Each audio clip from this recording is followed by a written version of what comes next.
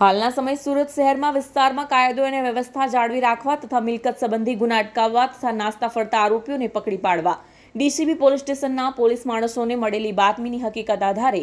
આરોપી સોએબ ખાન ઉર્ફે લાલ રઈસ ખાન પઠાણ, ઉંમર વર્ષ 24, ધંધો બેકાર, રહે flat number C152, room number 2, Bhestan આવાસ, ડિંડોલી, સુરત શહેર, મૂળ વતન ચોપડા, મહારાષ્ટ્રનાઓને આજરોજ ચોપડા મહારાષ્ટ્ર ખાતેથી ઝડપીને કાયદેસરની કાર્યવાહી કરવામાં આવી છે। મજકૂર આરોપીની પૂછપરછ કરતા તે તેના મિત્ર અસ્પાક ઉર્ફે માયા તથા આબિદ ઉર્ફે ચડ્ડી સાથે ભેસ્તાન પોલીસ સ્ટેશન ખાતે આવેલ ભેસ્તાન 3 રસ્તા પાસે 2 મોબાઈલ ફોન તથા આજથી 2 મહિના પહેલા મહિધરપુરા પોલીસ સ્ટેશન વિસ્તારમાં આવેલ કબીર રેસ્ટોરન્ટની સામે એક મહિલા પાસેથી પર્સ સ્નેચિંગ કરી અને તેના મિત્રો પકડાઈ જતા અને પોતે સદર ગુનામાં 5 મહિનાથી વોન્ટેડ હોવાની તથા સુરત શહેરમાં તેમજ મહારાષ્ટ્ર ખાતે નાસ્તો ફરતો હતો તેમજ તે અગાઉ ચેન, પર્સ, મોબાઈલ સ્નેચિંગના અનેક કેસોમાં પકડાયેલ હોવાની હકીકત જાણવા મળી છે।